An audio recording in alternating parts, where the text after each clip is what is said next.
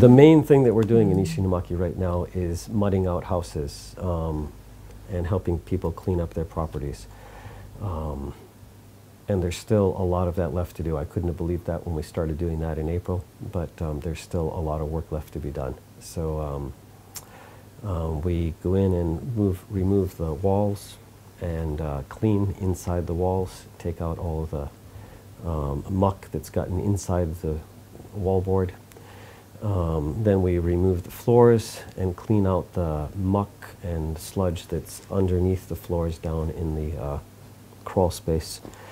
And then we rinse it off, treat it, disinfect it, and power wash the house out and get it ready for the Samaritan Purse carpenters to come in and actually rebuild. So the carpenters will rebuild by putting in insulation, plywood, insulation in the walls, and sheetrock, and that's as far as we go. But that's a huge help to get people back into their homes. By helping people physically, it's given us a chance to get to know a lot of people. And I think if we weren't helping them physically, there'd be no reason for us to get to know them.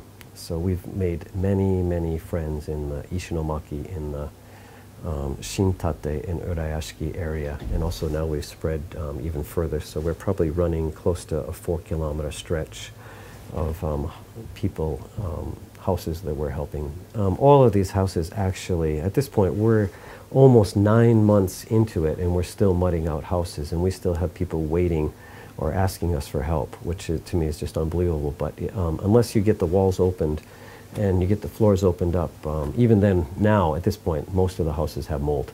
And so we have to treat the mold, treat these houses for mold and get them really cleaned out before we can start the reconstruction process. So there are a lot of people who are still living on this. They're living on the second floor of their house.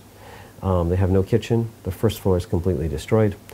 And or they're living in a temporary housing, very, very small apartments that the government has built, and their living conditions are really tough, and they're waiting to get back into their own houses. So, but through all that, we've made a lot of friends. A lot of our job, it's physical, but by helping people physically every day, we're listening to people's stories, we're listening to their troubles, we're listening to them talk about how they've lost relatives, how they've lost friends in the tsunami. And even now, some people, they're just talking about what they're going to do. They don't know what they're going to do.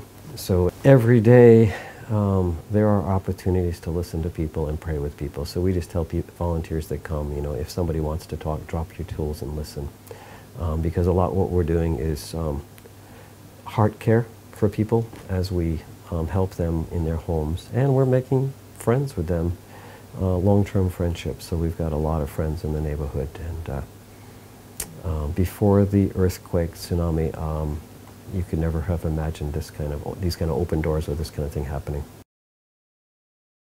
At the same time as volunteers are working on the houses, we've also been able to do a lot of community things, community events. In the summer we had a lot of barbecues and some outdoor concerts, some coffee times where we just served coffee and brownies and tried to just make a chance for the neighbors to come together. And we held these outside in a parking lot, but neighbors were talking to each other, and then as volunteers we try and talk to as many people as possible.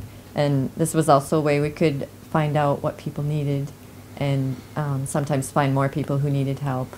And we have had a number of Christian concerts, at first outside in the parking lot, and then now later we're needing to have them inside. But at those concerts, I think every singer has told at least partially their story of how they came to know Jesus. And so in that way, a really natural way, we've been able to begin sharing the Lord with people. And every time we have an event, there are more people that ask for help. So the last event that we had Alfie Silas, who's a gospel singer from the States. This was her second time to come and actually help us out in our neighborhood.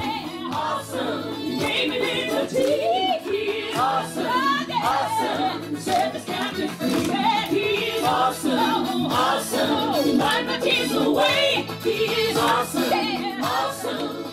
she seems to love coming to small events in neighborhoods. And we had four families come and ask for help with their houses at that one event just a few weeks ago. So there's still people who have houses that are either barely touched or they just don't know what to do with them, trying to decide whether to tear their house down or fix it. And a lot of these houses could be fixed, but people just are not sure what to do.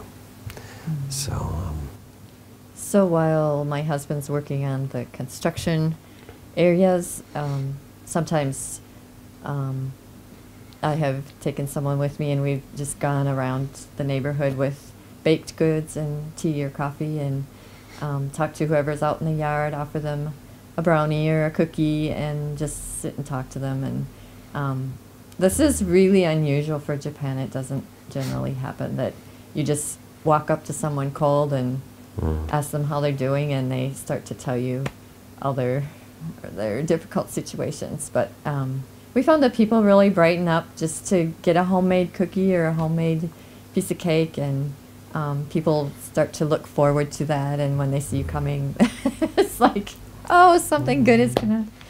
Yeah, she's become known as the cookie lady or the snack lady in the neighborhood. So, but it's just a way to meet more people, and while doing this, we have found a few people who need specific things that we've been able to take care of for them, or just to brighten someone's day for 5 minutes, just to listen to them and show them that someone cares and wants to talk to them, give them a hug.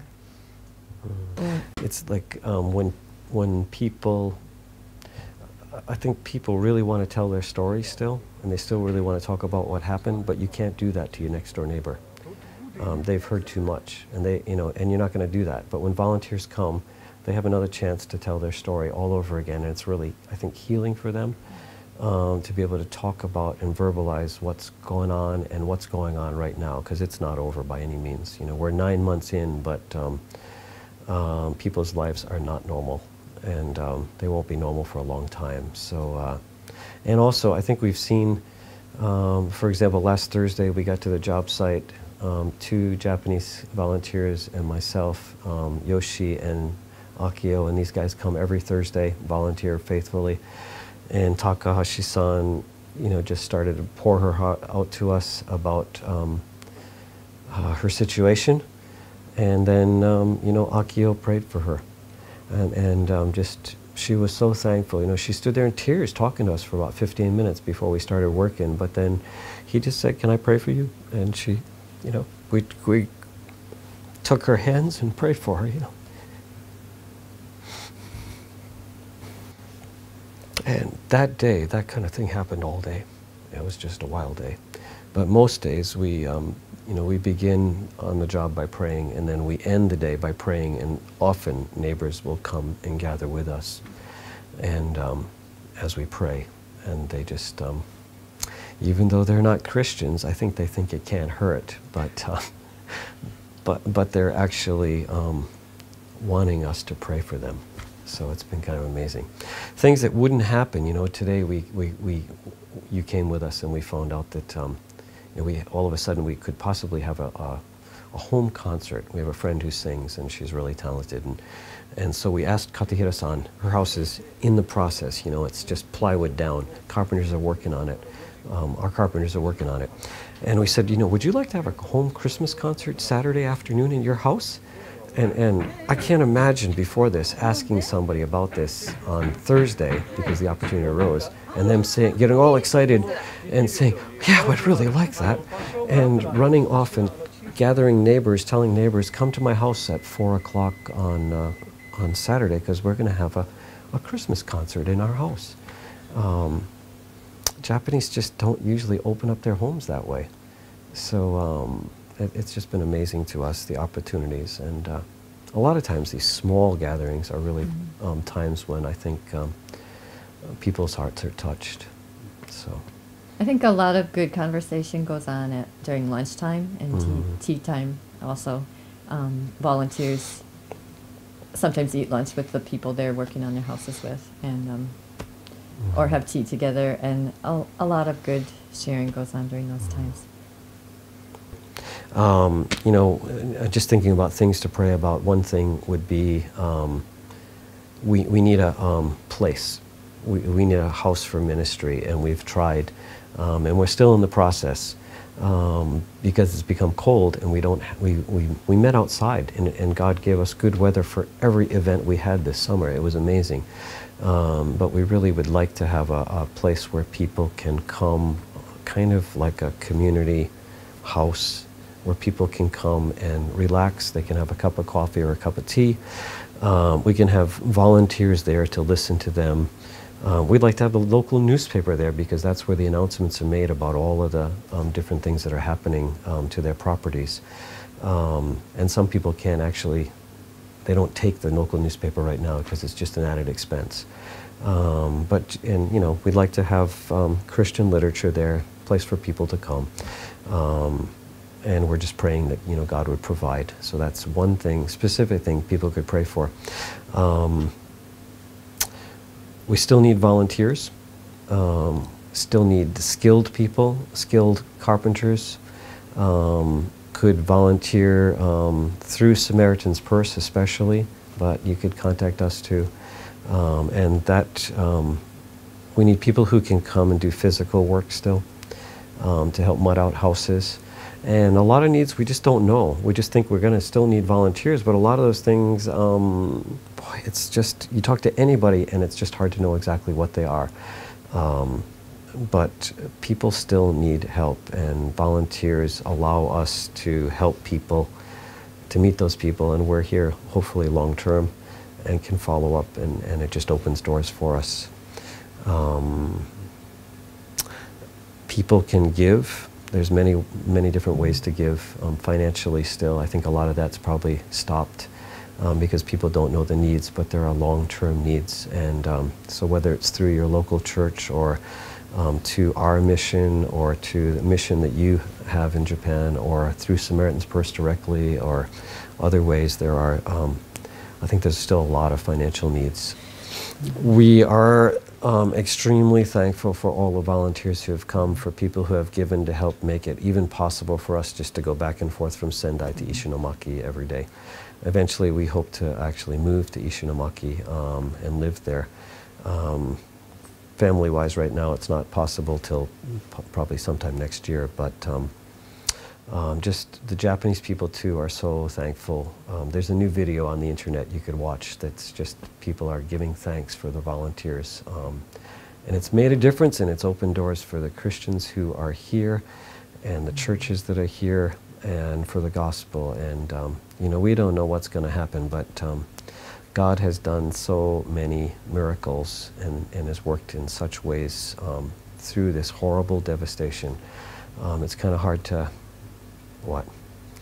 It's hard to be thankful for the devastation in a way, but it's opened up tremendous avenues to help people, and therefore to offer hope in Christ to people. So, yeah, we've it's a miracle a day, you know, kind of thing. It's just many days are goosebump days.